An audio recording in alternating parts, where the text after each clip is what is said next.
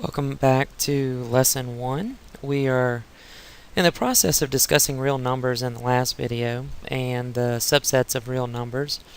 Now we're going to transition this to a more mathematical form that you're accustomed to seeing. So we're going to start with the most basic representations of real numbers, and that's through a real number line. Now, many of you may remember through your experience in pre-algebra and maybe even further into middle school math, the different ways to plot points on a number line and graph various things through the use of a number line. The number line also gives us some real useful tools to help with adding and subtracting numbers, applying negative numbers to operations, and so the number line is a very effective tool. Now, as you can see, the number line that we have on this page, we are just representing the integers with little tick marks. What we need to remember is that the space between the integers are filled with infinite amount of numbers of irrational and rational numbers. So numbers that can be represented in a decimal form, whether they repeat, terminate, or neither, are still represented on the real number line. They're just not typically shown in the general structure of the number line. So we're just going to take a little short lesson here on minding ourselves how to plot points on a number line. So we'll just go down to the next part here. And what you're going to see is the general structure of these note-taking guides, where we give you an example, and then after giving you an example, we're going to ask you to work a problem on your own.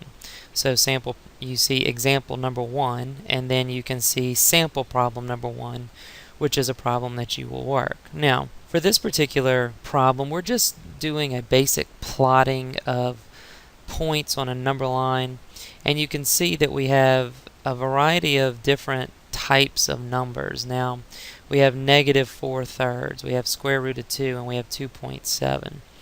Now, what I'm going to recommend to you, just for ease of plotting these points, is to start just by simply converting to decimals. That's going to give you a better sense of where the value is going to show up on the number line. So maybe if you look at the square root of 2 and you're like, I don't even really know where that should go, you can use your calculator to convert that to a decimal, find that it's roughly 1.41, and plot the value on the number line. Now, notice that that value is not labeled as 1.41. We still label it as the square root of 2. But converting it to a decimal first, just to find its location, is a very useful tool. So you can see here we have example 1. If I wanted to convert to decimals, I would put in -4/3 in my calculator, get a decimal, and plot the point. Same thing with the square root of 2. So what I want you to do at this point now is pause the video, take as much time as you need to plot the points for sample problem number 1. When you finish plotting the points for sample problem number 1, play the video again, and you'll watch my demonstration of working the problem. Okay, so you should have paused the video and worked sample problem number 1. So I'm going to go ahead and do that now. So I'm going to look at this. I'm going to see square root of 7. Well, I'm not sure where that's going to be on the number line, so I'm going to come back here and I'm going to hit the square root symbol. Now it is a control, and you can see that it is a second function there, and it gives me a little box to put in. So I want to do the square root of 7, and then I'm just going to hit enter. And of course, on my calculator, it just gives me right back square root of 7. So if you recall, I need to put a decimal point in the operation somewhere so that it'll give me as a decimal point. Now I know that I can't get exactly 2.64575 and on and on and on, so I just need a rough estimate of 2.6. So if I look at this, I'm going to get a rough estimate of about 2.6, but I'm not going to label it 2.6. I'm actually going to label it as the square root of 7. And so I can say that that one's done. I need to label -2. And of course, that's already labeled for me through the integers. How about -7/3? Let's try that one. So I'm going to use the little negative symbol, and you can see whenever I hit a button on this program, it shows a little red, highlights it with red so you can see what I just pressed.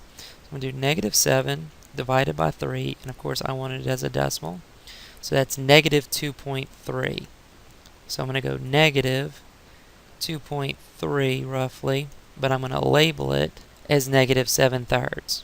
I have 5 halves, so if I do 5 divided by 2 and decimal, I get 2.5. Some of you may have already known that. Now, of course, that's going to be real close to my square root of 7, so I'm going to label that below so it doesn't get confusing. And then last but not least, I have 0.75. And since it was given to me as 0.75, I'm going to label it as 0.75. And so we've labeled all of our points on the number line. Very good. Now let's look at part B. In part B, they want us to order the actual temperature. So go ahead and pause the video at this point and go ahead and work the problems, and then when you finish working the problems, play the video to see the demonstration. Okay, for part B, we're going to be ordering the temperatures from least to greatest. Very important that you read the language and understand what that means. So we want to put our smallest temperatures first and then go to the highest temperatures. So we're going to start with negative 2. And sometimes I find when I'm ordering something like this, I find that it's useful to scratch out the ones that I've already used. Now we need to tell how many temperatures were at or below 0 degrees. And so there were actually 2 temps that were there. And if I wanted to actually show that set of numbers, I would use the little brackets. So we had negative 2 degrees and we had 0 degrees. And for mathematical purposes, we're probably not going to put the degree value in there with it. So that is a basic use of ordering numbers without the use of a number line. Okay, so that concludes this lesson of using real numbers on a number line. In the next video, to finish lesson 1, we will be discussing real number properties.